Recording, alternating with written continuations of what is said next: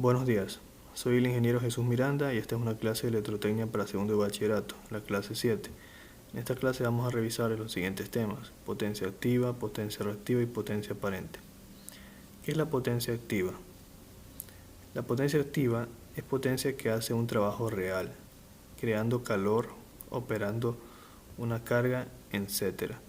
La potencia activa tiene como fórmula potencia es igual a voltaje por corriente por el coseno del ángulo y se mide en vatios. También tiene otra fórmula que es potencia igual a corriente al cuadrado por la resistencia. Y también tiene otra fórmula asociada que es el factor de potencia, el cual se define como el coseno del ángulo. Este ángulo es un ángulo de desfasamiento entre el voltaje y la corriente de la carga en cuestión. ¿Sí? Ya vamos a revisar todo esto. Podemos puntualizar lo siguiente: cuando este ángulo es igual a 0, la potencia tiene su máximo valor. Solo pasa en circuitos resistivos puros o en un circuito RLC en resonancia. Cuando el ángulo es igual a 90 grados, la potencia activa es igual a 0. Esto pasa cuando el circuito es inductivo puro o capacitivo puro. Ya en la clase anterior hemos revisado lo que son los circuitos inductivos puros y capacitivos puros. El circuito inductivo es obligatorio indicar que el factor de potencia está en atraso, y un circuito capacitivo es obligatorio indicar que el factor de potencia está en adelanto. ¿A qué me refiero con esto de que esté en atraso o en adelanto? El ángulo θ tiene su origen en el desfasamiento entre la señal de voltaje y corriente. Eso lo vimos en la primera clase de corriente alterna, desfasamientos entre la señal de voltaje y corriente. Entonces, como la corriente se va a desfasar para circuitos que tengan cargas reactivas, es decir, que tengan inductores o capacitores, entonces se va a decir que la corriente puede estar en adelanto o en atraso respecto al voltaje. Entonces, eso se va a ver reflejado en algunos parámetros de nuestro análisis, como puede ser el factor de potencia, y por eso se dice: si el circuito es inductivo, es obligatorio indicar que el factor de potencia está en atraso. Y si el circuito es capacitivo, es obligatorio indicar que el factor de potencia está en adelanto. Potencia reactiva. Potencia reactiva es potencia en la cual la corriente está fuera de fase con respecto al voltaje y el producto voltios por los amperes no hace trabajo real. Ejemplo: la corriente que se carga en un capacitor o la que crea un campo magnético alrededor de una bobina. Notación: A más JB. A corresponde a la parte activa y B a la parte reactiva. La fórmula para la potencia reactiva es voltaje por corriente por el seno del ángulo y se mide en bars, voltios amper. Bar significa voltios amper. La potencia reactiva también es igual a la corriente al cuadrado por la reactancia. Puede ser una reactancia inductiva o reactancia capacitiva. Ya habíamos expresado esas fórmulas en las primeras clases de corriente alterna. Potencia aparente. La potencia aparente es la combinación matemática de las dos, la potencia activa y la reactiva. La potencia aparente es igual a voltaje por corriente y esta se mide en VA, voltios amper. La potencia aparente también se define como la raíz cuadrada de la potencia activa al cuadrado más la potencia reactiva al cuadrado. Ya, ahora factor de potencia. El factor de potencia es un valor entre 0 y 1, también quisiera anotar eso, es un valor entre 0 y 1, da una medida de la capacidad de una carga de absorber potencia activa. Da una medida de la capacidad de una carga de absorber potencia activa. El factor de potencia es igual al coseno del ángulo. Ya sabemos que ese ángulo es el desfasamiento entre el voltaje y la corriente de la carga. Ahora, lo siguiente que vamos a mostrar es una representación de un esquema del triángulo de potencias. ¿Qué es el triángulo de potencias? No es nada más que un triángulo que me va a relacionar la potencia activa P, la potencia reactiva Q y la potencia aparente S, junto al ángulo del factor de potencia, que es θ, o el ángulo del desfasamiento de mi carga. Este caso es un triángulo de potencias para una red predominantemente inductiva. ¿Por qué es predominantemente inductiva? Porque está hacia abajo. Tenemos una potencia reactiva, podemos decir que está hacia la parte inferior, En cambio, este triángulo de potencia de acá está hacia arriba. En este caso es un triángulo de potencias para una red predominantemente capacitiva. Esto tiene que ver con los fundamentos de una red en un circuito inductivo puro y un circuito capacitivo puro. Si lo recuerden, habíamos dicho que el circuito inductivo puro se iba a encontrar en atraso. La corriente se iba a trazar con respecto al voltaje. Y un circuito capacitivo puro, la corriente se iba a adelantar con respecto al voltaje. Y estos fundamentos son los que también se llegan a asociar acá. En este caso, que es un circuito predominantemente inductivo, el triángulo de potencia está hacia abajo, porque la potencia reactiva podemos decir que es negativa. En cambio, en un circuito predominantemente capacitivo, la potencia reactiva es hacia arriba, podemos decir que es positiva. ¿Sí? Ya.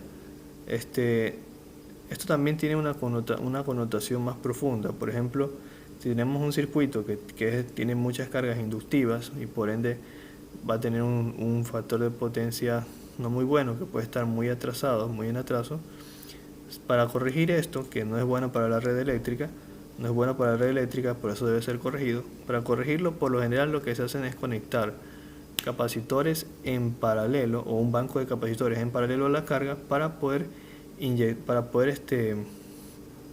compensar esto. ¿Por qué?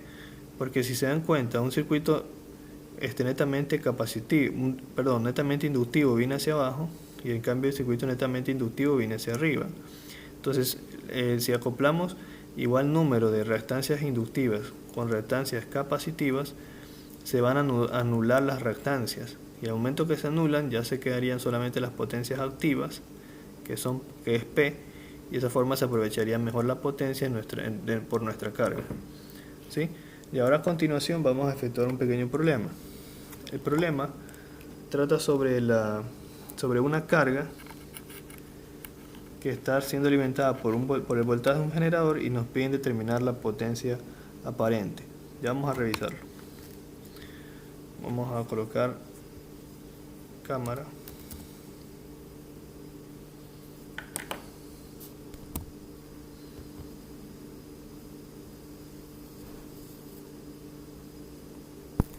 Y aquí tenemos la cámara. Vamos a acomodarla un poco. Listo. Ya, ¿de qué trata nuestro problema?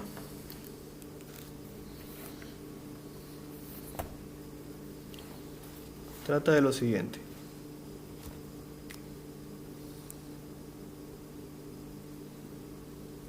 Nosotros tenemos un generador, vamos a llamar BG generador, y este generador tiene un cableado que tiene estos valores de resistencia y de reactancia, 0,2 en resistencia en sí y en reactancia 0,4, en este caso reactancia inductiva, y llega la señal de voltaje hasta una carga, y esta carga le vamos a llamar B, que en ella cae un voltaje BL.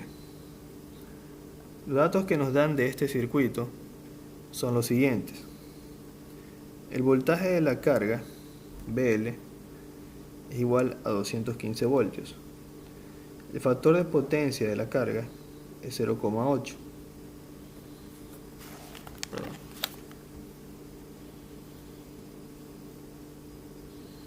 El voltaje de la carga 215, el factor de potencia 0,8. Luego nos dice que la potencia activa es 5 kilovatios, que es lo mismo que decir 5000 vatios. Ya, ¿qué es lo que nos pide? Nos pide encontrar lo que vendría a ser el voltaje del generador y la potencia activa, reactiva y aparente.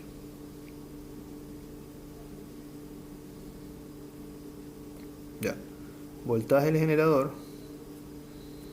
la potencia activa, la reactiva y la aparente. Eso no sabemos. Ya, ¿cómo procedemos a resolver el problema? Lo primero que podemos hacer es calcular la potencia. Tomar la fórmula de la potencia activa con la expresión potencia igual a voltaje de línea por la corriente de línea por el coseno del ángulo, Y de aquí despejar lo que vendría a ser la corriente de línea. La corriente de línea vendría a ser igual a la potencia sobre el voltaje de línea por el coseno del ángulo. De esta expresión, yo tengo que la potencia es 5000 y que el voltaje de línea es 215 y el factor de potencia es 0,8. Resolviendo esto me queda 5000 sobre 172 y esto me da un resultado de 29 amperios. Estos 29 amperios me corresponden a lo que vendría a ser mi corriente de línea. Ahora, como me dan el factor de potencia de 0,8 y yo sé que el factor de potencia es igual al coseno del ángulo, entonces 0,8, que es el factor de potencia que me dan, es igual al coseno de teta. Aplico coseno inverso a ambos lados.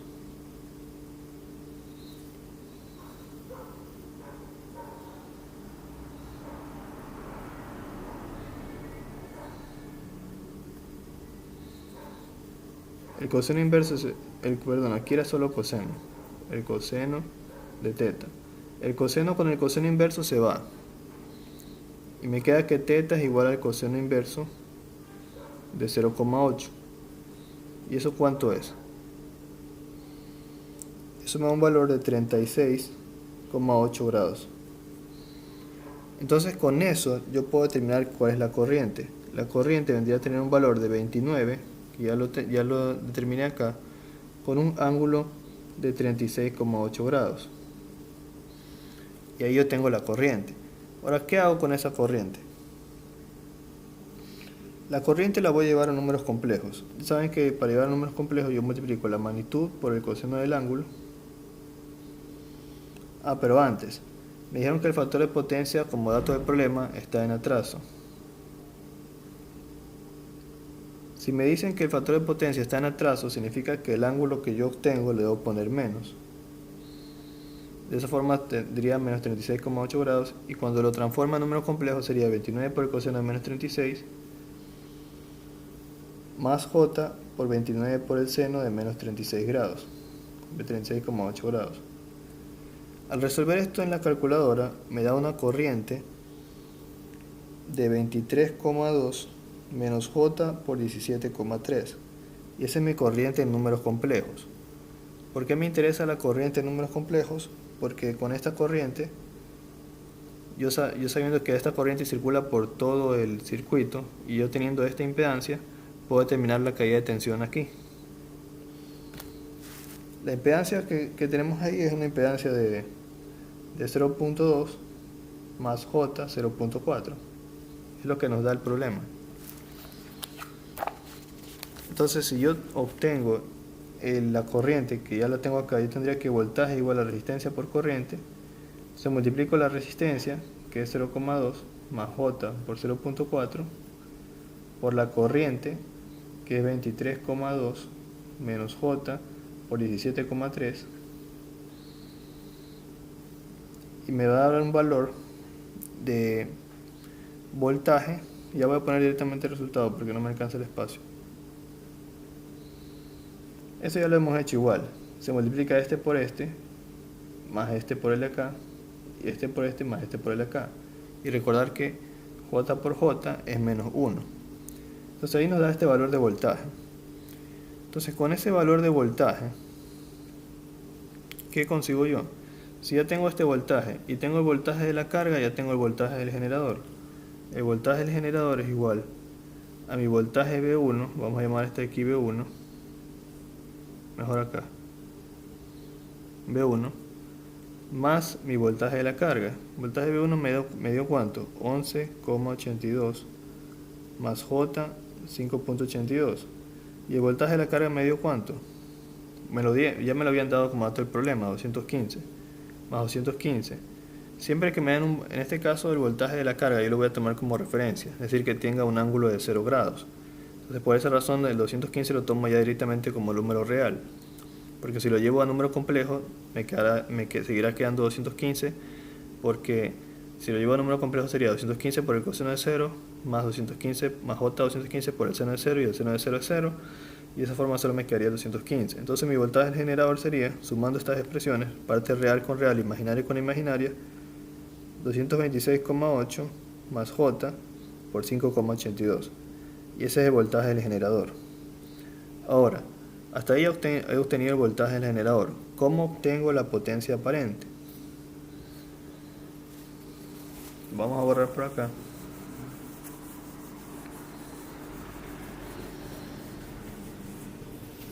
Y la potencia aparente se la obtiene de esta forma. Potencia aparente es igual a voltaje por corriente.